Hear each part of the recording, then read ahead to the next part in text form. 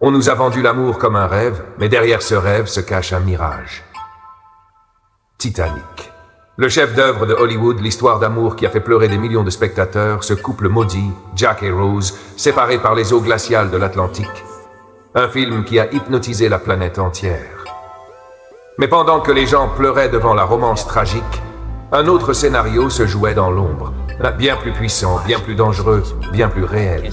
Car le naufrage du Titanic n'était pas seulement un drame maritime. C'était un tournant dans l'histoire des puissances financières. 3 hommes, 3 fortunes, un destin scellé. À bord du Titanic en 1912, 3 hommes parmi les plus riches et influents du monde. John Jacob Astor Aft, le multimillionnaire le plus puissant de l'époque. Benjamin Guggenheim, un magnat de l'industrie. Isidore Strauss, copropriétaire des magasins Macy's.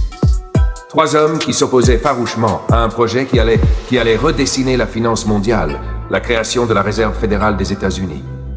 Pourquoi? Parce que cette banque centrale allait donner le contrôle absolu du dollar à un petit groupe de familles bancaires, dont les Rothschild, Rockefeller et JP Morgan. Qui poussait pour cette réserve fédérale? JP Morgan lui-même, l'un des hommes les plus puissants du monde. Et où était J. Morgan la nuit du naufrage? Lui, qui avait réservé sa place sur le Titanic, s'est miraculeusement désisté à la dernière minute. Les 3 opposants à la réserve fédérale ont coulé avec le Titanic. Quelques mois plus tard, le projet a été validé et la réserve fédérale est née. Hollywood, l'usine à mensonges. Hollywood n'a pas raconté cette histoire. Non. À la place, on nous a donné une romance tragique, une illusion pure, une histoire parfaite pour détourner l'attention. Pendant que le public était hypnotisé par Jack et Rose, les véritables enjeux étaient enterrés. Pendant que les émotions prenaient le dessus, les vérités disparaissaient sous l'eau. James Cameron, tu crois qu'on n'a pas vu ton jeu? Tu crois qu'on ne sait pas.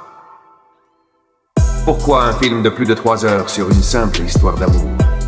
Pourquoi insister sur le collier et le cœur de l'océan, une distraction totale, alors que les véritables enjeux étaient des milliards de dollars et le futur du système bancaire mondial?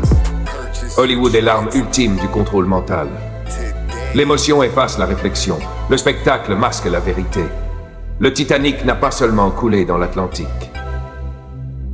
Il a coulé dans la mémoire collective, enseveli sous les paillettes et les larmes. Et aujourd'hui, on continue à nous servir ces illusions. L'amour, le rêve, le drame, le sensationnel, pendant que les véritables décisions se prennent dans l'ombre. Alors, pose-toi la question.